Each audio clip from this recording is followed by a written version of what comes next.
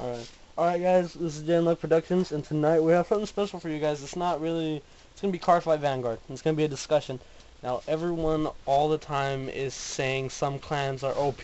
OP being overpowered as hell. Now, I wanted to clarify some things. When I say overpowered, I mean like these decks just can't be beaten. But after what I've witnessed tonight, a deck can be beaten very easily like it's a joke. Including the big dogs. Tonight, we're not going to be Kagura, we're not going to be Royal Paladin, we're going to go with Golden Paladin. That is the one clan that everyone has to complain about. They always say, oh, Golden Paladins are fucking overpowered, Golden Paladins are too strong. Because they're going to have support for something else besides Golden Paladin. Now, although that may be true, Golden Paladins have a lot of shit, and believe it or not, I mean, and they still have more support coming, that just makes it fucking, ugh. Like, how do you stop them? You can use Gold Paladin against Golden Paladin, but have you ever tried using Mega Colony against Golden Paladin? Bermuda Triangle against Golden Paladin? It doesn't always gotta be Royals or Kaguros or Oracle Think Tank going up against them. But it happens, and people seem to lose a lot. But you gotta admit though, I'm gonna go through a few reasons of why Golden Paladins to us are overpowered. Number one, how many cards you can build the deck off of. These cards, even the starter deck itself has a card worth making a deck out of, Garmor. I tried finding some extra Garmors because I wanted to add some to my own Golden Paladin deck. You basically are paying for a whole deck just to buy one more Garmor. That is insane. Garmor's ability is just an ability that makes other cards triple rare. Same as Thunderbird Dragon. Just give your Vanguard 5,000 more power when it attacks. See, as long as it can hit for the magic number, you only need a 6,000k rear guard to boost, and you got yourself a 21k. Now, that's all you really need. And even then, if you have an 8k behind him, you can get 23. So when cross-rides come out later on, like the End, Platinum Hazel, Blood, you know, and all these other cross-rides come out, you will realize that it's so easy to do it with these cards. Another one besides Garmor is Agravain. Believe it or not, Agravain's a cheap build. He's like that one disappointment double rare that you got that was a Golden Paladin in set 6, and you're like, man, what the fuck is this?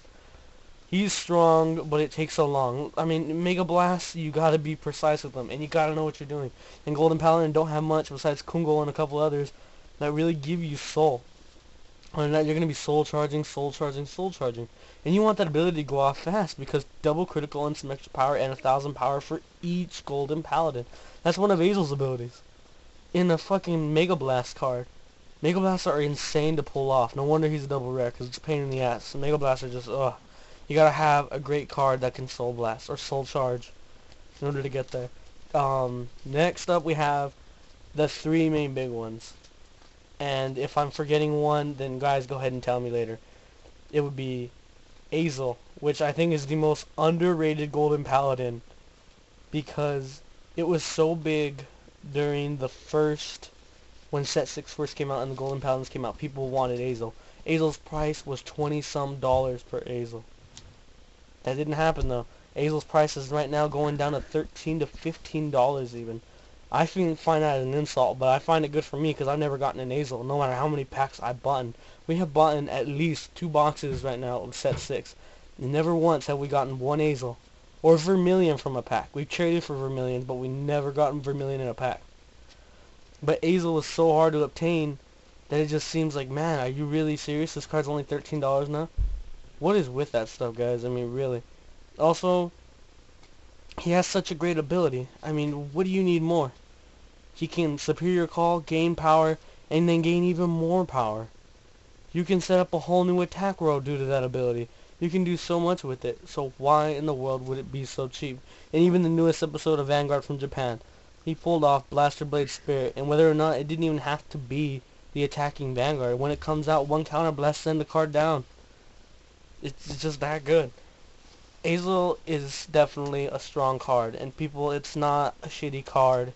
It can beat Spectral Duke Dragon, it can beat Garmor, it can beat Palinor. You just gotta make it work, people. You gotta figure out builds, you gotta learn how to use your deck better compared. If you want to make your Golden Paladin deck, I say Azel's not a bad choice. Next up we have Palinor. Palinor is the most chanciest fucking card I have ever seen in the Golden Paladins. The only real way to make him really that great and spectacular is to make him hit for 2 twin drive attacks. And that's really simple. You just gotta use Vivian, the Blade Edge combos, or even Nimue, the Play of the Holy Axe. So, as it stands, in order to really use Paladin, you gotta keep pulling off the top. And Spring Breeze Messenger. That just, it's just, it all goes together. Next up is Spectral Duke Dragon. Oh my god. That fucking build has ruled the competitive. Alright guys, Spectral Duke Dragon, what you gotta realize is he has that one thing that no one understands. No one runs very many stand triggers. Even I only run 2 stand triggers. But point is though, if they come up, people never expect them anymore. They expect people to throw out crits. Criticals, criticals, criticals. You want to end the game as quick as possible. You want to seem like a badass because you deal so many damage.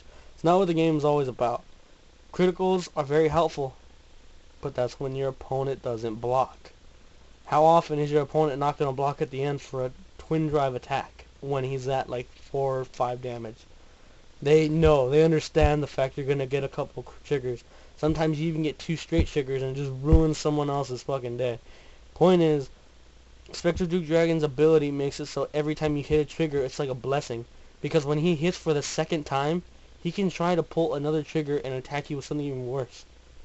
I've won a game so far on getting 1 critical trigger the first time I did Twin Drive. And this was when my opponent was only at 2 damage. I let him get me for 4, and then Spectral Duke ended up hitting that first 2, because he had no cards in his hand. Now, when I made him attack again, pulled out another critical trigger. That's 3 criticals. That means he lost because I hit him with 5 damage, and I didn't even get to attack with my last rear guards. You gotta think that Spectral Duke is really, really overpowered because he can do all this amazing things. But however, if you don't even hit the ride chain, he's not an 11,000 Vanguard. And also your field is not beefy enough to keep pulling out rear guards. You can't do that if you don't have the hand. If you don't have the hand, then what's the point? That's how people with Spectral Duke builds win so much. It's because they get a giant hand. They can keep pumping out rear guards to throw away. You can even throw away a grade 3 in the back row. It doesn't even matter. Your point is to pump out 4 attacks per turn and get as many triggers as possible. And lastly, Platinum Azel. I mean, it's not here yet, but it's coming soon. Platinum Azel is the definitive of a Soul Saber Dragon maxed out. He gives every Golden Paladin rearguard 5,000 power. Now, I don't know how in the world that is possible, but I don't think it's fair, to be honest. I mean, you give this clan almost everything. You took it away from the Royal Paladins. I mean, you even took away Bartgol, and now you're going to even hold down Wingle Brave. I mean, the Japan format is really hurting itself. I know a lot of people is going to use Royal Paladins when Set 5 comes out here in America. I am damn glad to see Royal Paladins again because they have been fucked with and toyed too much. They were great in the beginning because of Bartgol. I understand it made it seem overpowered. But now there's cards that counteract Bartgol. Not only is there cards that counteract Bartgol, the Gold Paladin is just ruining the thing. You bet if you unban Bartgol right now, people would not change their Golden Paladin builds. They would keep them, and they would keep wrecking shit. But like I said though, any deck can beat any deck on any given day. A player makes a deck. The deck don't always make the damn player. Lastly, the one thing that makes also the Gold Paladins overpowered, they have a starting Vanguard for each fucking badass in there. I mean, the only one that doesn't is Garmor, but you don't need anything special with Garmor. You can use Little Battler Tron, Little Fighter Tron, as your starting Vanguard, and that works perfectly fine. You have the Cub Kid for Azel. You have Charon for Blonde Azel. You have Spring Breeze Messenger for Pelennor. You have Black Dragon Welt Vortimer. How does a clan get every fucking thing added so you can make a new deck every time a new set comes out? I play Golden Paladins. I know a lot of people out there play Golden Paladins, but I know that they can be really fucking cheap. But here's the thing. Just keep playing, get better, you'll find the weaknesses. I'm not going to exploit them, I'm just saying why they're fucking beef as fuck. Alright guys, now if you have anything else to say or you want us to have another Vanguard discussion about either what's overpowered, what's coming out in the new sets, there's going to be a lot more discussions, and if you guys can help, give us some comments. What do you want to hear about? JayandLugproductions will always be here to help out with the Cardfight discussions. even matches. If we're allowed to film in our store, we promise you we will get some matches for you guys. And hopefully they're ones that entertain you guys, give you new tips, give you new tricks, just give you the whole thing. And even more so, if we film another person's binder and you feel like you guys want to trade for that card, hit us up. If we can make that trade for you guys and you guys offer us something in return, we'll get that card, trade it for you guys, and then we'll trade you guys for what you need for what we need. It's just, you always gotta help people out in this world. We're losing money out of the second. Alright guys, this is JayandLugproductions. This is why golden paladins are cheap, overpowered. I still love them though, and always will. And also too, just a quick tip, golden paladins will still be around after the Aqua Force arc and the Asian circuit, so be prepared, because I don't think Royal Paladins are going to come back. I mean, I'm hoping, but we can always have it. Alright guys, this is JayandLugproductions signing off. Hope you guys comment, subscribe, whatever makes you feel better.